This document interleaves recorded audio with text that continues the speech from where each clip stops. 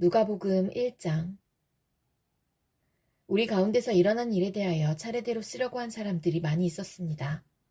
이 사람들은 처음부터 이 일을 목격한 사람들, 즉 말씀의 종들이 우리에게 전하여 준 대로 기록하였습니다. 존귀하신 데오빌로 각하, 저도 이 모든 일을 처음부터 자세히 조사하였으므로 이 일을 각하께 차례대로 기록하여 드리는 것이 좋다고 생각합니다.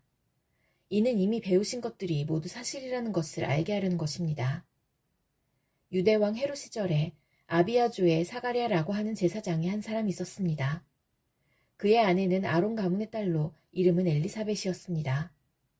이들은 하나님 앞에서 의로운 사람이었습니다. 이들은 하나님의 모든 계명과 법도를 흠잡을 데 없을 정도로 잘 지켰습니다. 그런데 이들에게는 자식이 없었습니다. 엘리사벳은 임신할 수 없는 여자였고 두 사람 모두 너무 나이가 많았습니다. 사가랴가 자기 조의 차례가 되어서 하나님 앞에서 제사장으로 일하고 있을 때 제사장 임무를 맡는 관리를 따라 제비를 뽑았습니다. 사가랴가 주님의 성전에 들어가 향을 피우는 사람으로 뽑혔습니다. 분향 시간에 다른 사람들은 밖에서 기도를 하고 있었습니다.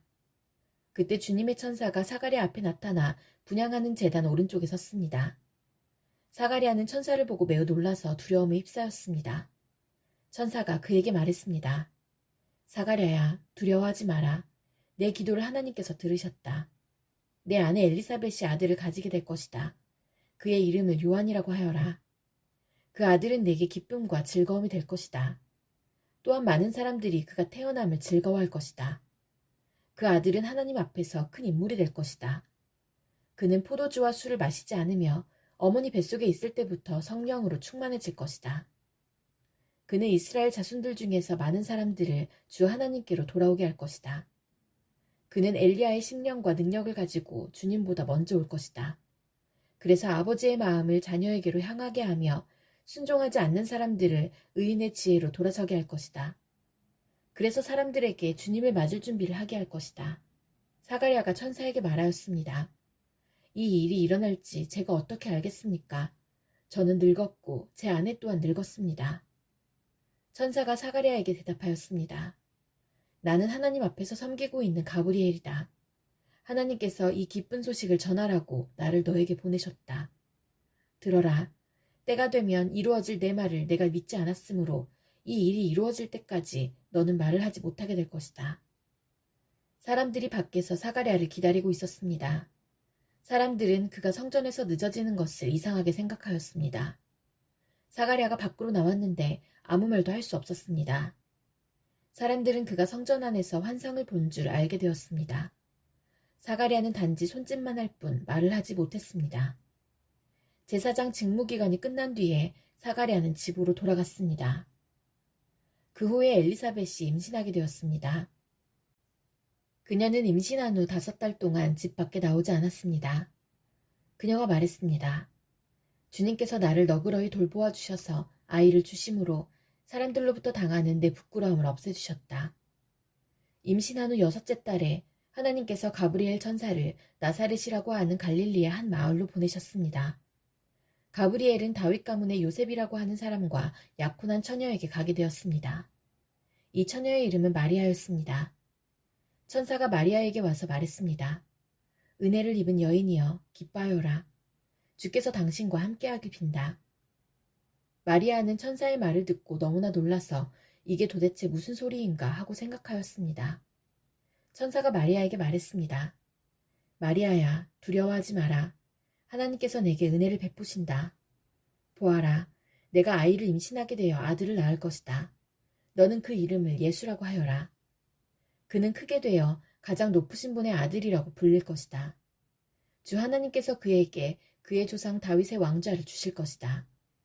그는 영원히 야곱의 집을 다스릴 것이며 그의 나라는 끝이 없을 것이다. 마리아가 천사에게 말했습니다.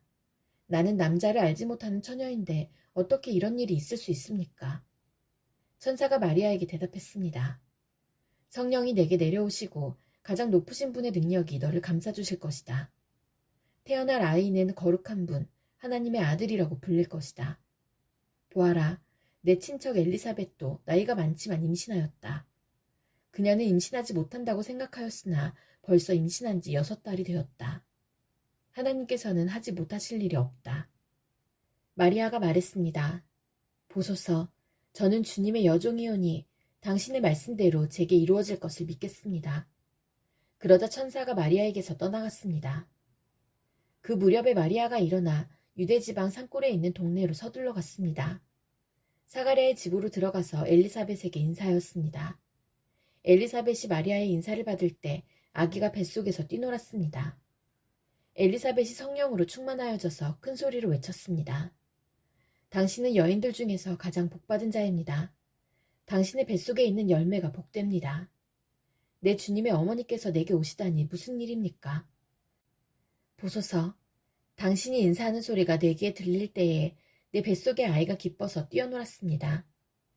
주님께서 말씀하신 것이 이루어질 것을 믿은 자는 복이 있습니다. 마리아가 말하였습니다.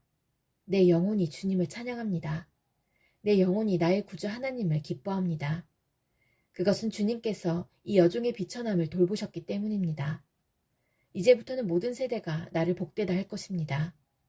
그것은 전능하신 분이 내게 이 큰 일을 행하셨기 때문입니다.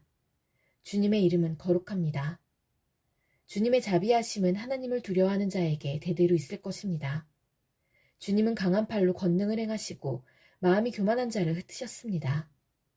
하나님은 왕들을 왕자로부터 끌어내리시고 낮고 천한 사람들을 높이셨습니다.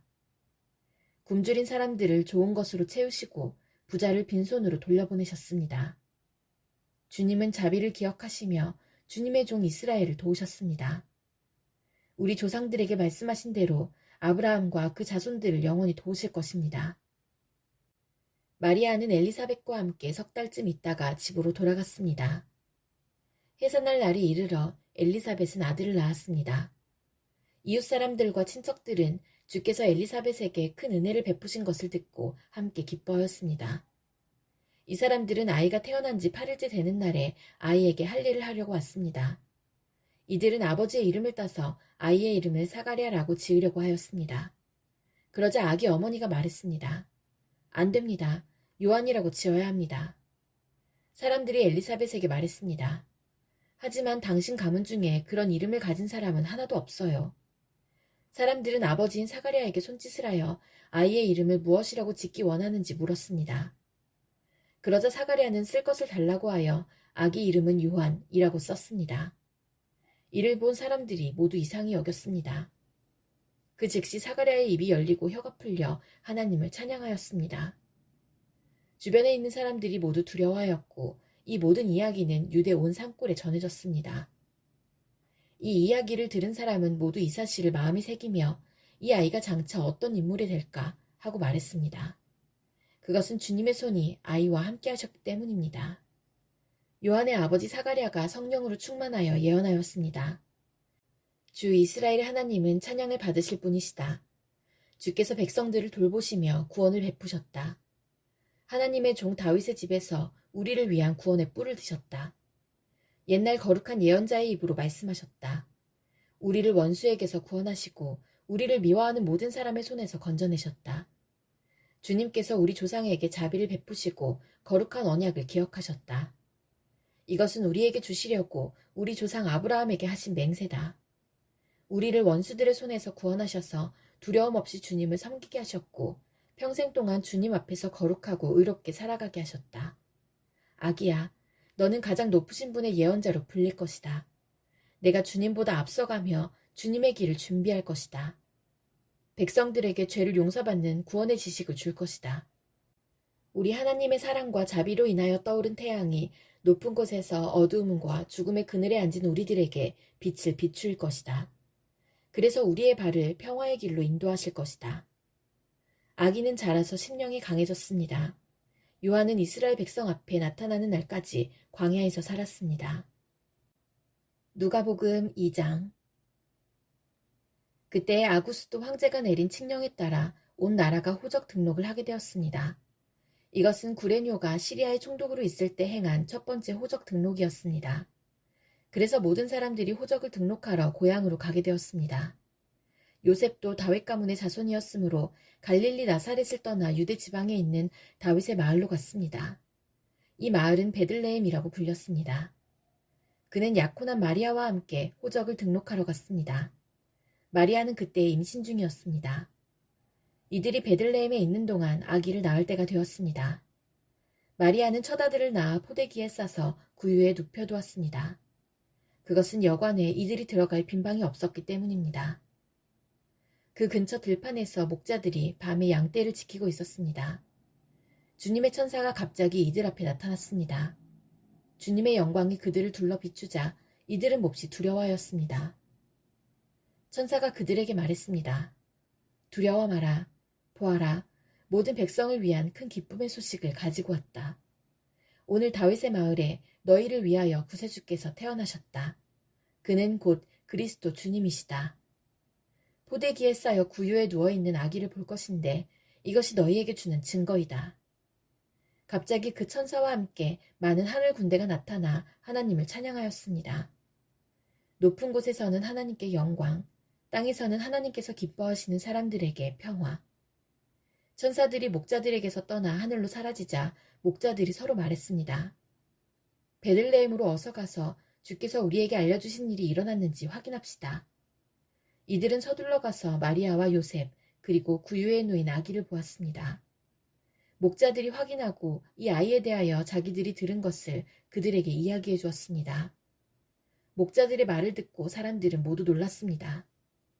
그러나 마리아는 이 모든 말을 마음속에 소중히 간직하였습니다. 목자들은 돌아가면서 천사들이 일러준 대로 자기들이 듣고 보았으므로 하나님께 영광을 돌리고 찬양을 드렸습니다. 태어난 지 8일째 되는 날에 아기는 할례를 받았고 그 이름을 예수라고 하였습니다. 이 이름은 아기를 잉태하기 전에 천사가 일러준 것이었습니다. 모세의 율법에 따라 정결 예식을 치르는 때가 되었습니다. 마리아와 요셉은 예수님을 하나님께 드리려고 예루살렘으로 데리고 올라갔습니다. 이것은 주님의 율법에 다음과 같이 기록되어 있기 때문입니다. 첫 번째 태어나는 모든 남자아이는 하나님께 거룩한 자로 불릴 것이다. 또 마리아와 요셉은 비둘기 2마리나 어린 집비둘기 2마리를 드려야 한다고 기록된 하나님의 율법에 따라 희생제물을 바치려고 예루살렘에 올라간 것입니다. 예루살렘에 시므온이라는 한 사람이 있었습니다. 이 사람은 의롭고 경건한 사람으로서 하나님께서 이스라엘을 위로하실 때를 기다리고 있었습니다. 성령께서 이 사람과 함께 하셨습니다. 성령께서 시므온에게 주 그리스도를 보기 전에는 결코 죽지 않을 것이라는 계시를 주셨습니다. 시므온은 성령으로 충만해져서 성전으로 왔습니다. 마침 마리아와 요셉이 율법의 규정대로 행하기 위해 어린 예수님을 성전으로 데리고 왔습니다. 시므온이 아이를 팔에 안고 하나님께 찬양하였습니다. 주님, 이제 주님의 종을 주님의 말씀대로 평화롭게 떠날 수 있게 하셨습니다. 제 눈으로 주님의 구원하심을 보았습니다. 주님께서 이 구원을 모든 백성들 앞에 마련해 주셨습니다. 이는 이방 사람들에게는 계시의 빛이며 주님의 백성 이스라엘에게는 영광입니다. 예수님의 아버지와 어머니는 시므온이 예수님에 대하여 말하는 것을 듣고 매우 놀랐습니다. 시므온은 그들을 축복하고 아이의 어머니 마리아에게 말했습니다. 이 아이는 이스라엘의 많은 사람들을 넘어지게도 하고 일어서게도 할 것입니다. 또한 사람들의 비난을 받는 표적이 될 것입니다. 이 일 때문에 많은 사람들의 마음에 있는 생각이 드러날 것입니다. 그러나 당신의 마음은 칼로 쪼개듯이 아플 것입니다. 또 여자 예언자가 있었습니다. 이 사람은 아셀 지파의 바누엘의 딸인 안나였습니다. 그녀는 나이가 많았습니다. 결혼하고 7년 동안을 남편과 살았는데 그 후로 과부가 되어 84세가 되었습니다. 그동안 한 번도 성전을 떠나지 않고 밤낮으로 금식과 기도를 하여 하나님을 섬겼습니다.